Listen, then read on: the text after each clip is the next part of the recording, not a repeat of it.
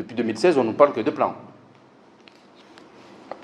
Mais ce que je voulais dire, c'est que pour durer, ce régime doit continuer à promettre la lune aux Comoriens. Mais on ne voit pas de réalisation. Mais est-ce que ce sont des promesses qui vont tenir la route?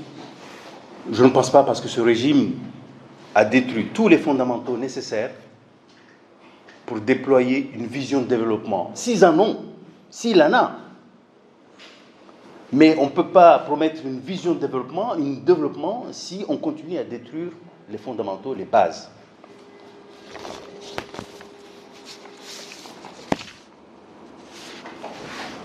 Sous d'autres cieux,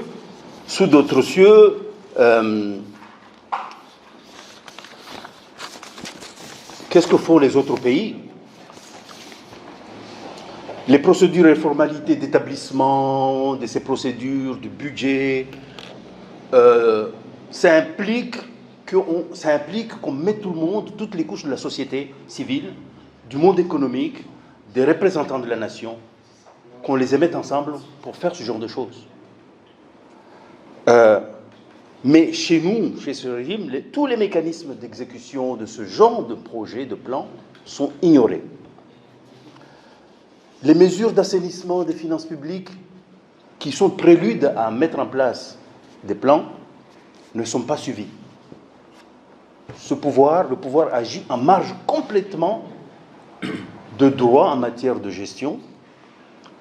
En matière de gestion de fonds publics, on sait ce qui se passe. On sait ce qui s'est passé parce que je l'ai dénoncé devant vous à Comores Hydrocarbures. On sait tout ce qui s'est passé à Onicor. On sait ce qui s'est passé à Sonelec. On sait ce qui s'est passé à Comores Télécom. Et tout ça, c'était dans tous ces plans. Sous d'autres cieux, dans d'autres pays, sous d'autres cieux, on a une justice qui doit sécuriser, qui doit protéger ceux qui respectent la justice. Nous tous qui voulons respecter cette justice, parce qu'on sait que c'est ça qui nous protège. La justice doit permettre d'assainir le climat des affaires et favoriser l'activité économique. Nous en subissons les conséquences, avec une conséquence, la décadence économique qui a entraîné la déchéance de l'État. Je dirais beaucoup de choses, mais rapidement, je vais dire, même les nouvelles institutions que ce régime a mis en place sont bafouées. Les gouverneurs des îles n'ont aucune attribution. Le Parlement et ses représentants sont discrédités. Au niveau de la diplomatie, on le voit à Ronao, c'est l'incompétence et les responsabilités qui sont de mise. Notre ministre actuel, on sait, parce que ça a été officiel et poursuivi pour une affaire de droit commun par un pays partenaire. Mais son chef et nos dirigeants n'ont fait aucune réaction. On a fermé les yeux sur les agissements des ministres qui ont interagi lors d'une procédure judiciaire. On a vu tous des ministres qui sont allés rencontrer une personne qui était impliquée dans une... Mais on a fermé les yeux, pas de sanction. Et puis, coup sur coup, qu'est-ce qu'on a vu? Coup sur coup. C'est toujours pour rafraîchir la mémoire. On a eu le rapport 2021 de Transparence internationale sur l'indice de perception de la corruption, avec un score de notre pays qui continue à descendre, à s'effriter. Coup sur coup, on a eu le 27 juillet 2022 le rapport 2021 sur la situation des droits de l'homme aux Comores, qui a été publié par le département d'État des États-Unis, qui, pour résumer, parle d'impunité pour les violations des droits de l'homme et de corruption généralisée. Coup sur coup. Et puis, c'est là où je reviens à ce communiqué, il y a eu les interventions qui ont eu lieu lors de cette réunion de la CEPAD, tenue au Palais du Peuple, ce samedi 3 décembre. Des interventions avec notamment l'intervention de Madame Isabelle Delattre, nouvelle ambassadrice de l'Union européenne. Qu'est-ce qu'elle a dit? Pour vous rafraîchir la mémoire, elle a dit: des difficultés liées à une corruption qui entrave la bonne marche des affaires. C'est pour ça que je rejoins l'appel du FMI et d'autres organisations internationales à vraiment mettre en place le dispositif de lutte contre la corruption dans une réunion officielle devant le chef de l'État. Ensuite, il y a eu l'ambassadeur de France qui a repris et qui a dit « Trouver les bons mécanismes de gouvernance qui soient les plus possibles économes de nos forces, de nos contributions. Car l'objectif de l'argent qu'on donne, c'est de le voir à la fin dans la vie quotidienne des Comoriens. » C'est dur, c'est très très grave, parce qu'on a eu coup sur coup plusieurs choses. Et devant le chef de l'État, des représentants d'organismes internationaux qui disent ça. Ces propos tenus devant le chef de l'État, pour moi,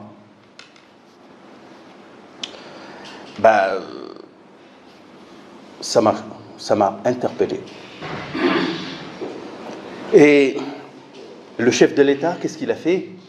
Il voulait montrer sa présence dans cette pataugeoire de corruption. Qu'est-ce qu'il a fait? Il a tenu lui-même à répondre aux interrogations du gouverneur d'Anjouan sur toujours des affaires d'engagement, promesses qui ne sont pas tenues. Et c'est le pays tout entier, pour moi, qui s'est effondré devant cette double gifle. D'abord, on a eu Transparency International, on a eu le rapport des États-Unis, et puis on a eu ces propos devant le chef de l'État. Pour moi, ce jour-là, je me suis dit que le pays n'avait pas de président pour le défendre. Et je ne parle même pas de gouvernement. Parce que le président, il est resté bouche bée à écouter. Moi, je sais que ce régime, et je l'ai toujours dit, que ce régime est incapable. Mais je ne me suis pas réjoui de ce qui s'est passé le 3 décembre. Le régime n'a pas honoré le pays ce jour-là. Et le régime aurait dû jeter l'éponge ce jour-là. Très rapidement, en décembre 2019, à Paris, on nous a dit qu'on nous donnait 3,952 milliards d'euros pour, encore dans ce plan de relance. C'était le chef de l'État, Assoumani Azali, qui devait veiller personnellement au suivi de cet argent. Est-ce qu'aujourd'hui, il peut nous dire combien on a eu? Non. Qu'est-ce qu'il nous a proposé ce jour-là, le 3 décembre 2022, à la place? Il nous a reproposé, parce que vous pouvez bien le dire, je fais exprès de prendre le journal officiel, un recadrage des engagements. Et il nous a annoncé qu'il y a une volonté unanime de faciliter une stratégie de mobilisation effective de ressources. Des paroles, des paroles, des paroles. Et en plus, on nous a dit, pour nous amuser, nous Comoriens, on nous a dit, et on nous a encore rajouté 1,4 milliard d'euros. Bantanzo Moha, depuis 2017, on nous sort des plans, on nous sort des plans. Tout l'argent qu'on nous a raconté, qu'on nous a dit, je pense qu'on en serait très très loin si c'était fait. Alors pourquoi tout cet argent-là, les gens qui s'engagent à nous donner, pourquoi est-ce qu'on ne l'a pas? Et pour rappel, vous verrez que la CEPAD du 3 décembre 2022, les investisseurs qui étaient à Paris n'étaient pas là. La Banque islamique n'était pas là. Les Qataris, bien sûr, n'étaient pas là. Le Fonds cohésien, il n'était pas là. Ce sont des organismes connus qui accompagnent au développement, qui ont manifesté l'envie de nous accompagner, et d'autres qui étaient à Paris qui n'étaient pas là. Alors, c'était quoi cette réunion du 3 décembre 2022? C'était juste pour nous amuser, nous, Comoriens. Donc c'est pour ça que ce cri de vous appeler pour le dire. Et pourquoi tout ça? Pourquoi tous ces engagements alors qu'on n'a rien? Est-ce que vous pensez que des gens qui veulent nous aider viendraient aider un pays comme le nôtre qui nage dans une mare de corruption? Parce que nous nageons dans une mare de corruption. Et en croire à nos partenaires historiques au Azamba, puisqu'au Azamba, que la corruption devient trop grave ici. Mais moi, je pense que, parce qu'avoir discuté, que la volonté des partenaires est toujours bien là. Elle est fragilisée et fissurée par le peu de confiance qu'inspire ce régime. Parce que c'est notre problème. C'est un régime liberticide et non démocratique. C'est ça notre problème. Ce n'est pas tous ces plans qui ont été faits des plans, c'était pour amuser la galerie. Mais on ne voit effectivement pas d'investisseurs qui arrivent à cause de ce régime, à cause de peu de confiance que ce régime implique. Parce qu'au-delà de la corruption généralisée, il y a le non-respect des lois, surtout des lois économiques. Il y a les injustices, il y a les abus de pouvoir à des fins privées qui découragent tout ce beau monde-là. La corruption a pris de nombreuses formes au niveau de l'État. Elle se traduit par une mauvaise utilisation de l'argent public. Elle se traduit par la position de ses membres qui accordent des emplois et des contrats publics à leurs sponsors qui sont plutôt étrangers et aux personnes qui vont à la cour du président. Avant, on appelait la cour du roi, maintenant c'est la cour du... Et comme vous l'avez vu, nos partenaires de développement le disent haut que le niveau de corruption que nous connaissons entrave le développement économique et surtout exacerbe les inégalités et nous prive de tous nos droits et services fondamentaux. Bon, je pense que vous l'avez vu, ce rapport de Transparency International, parce que ce rapport,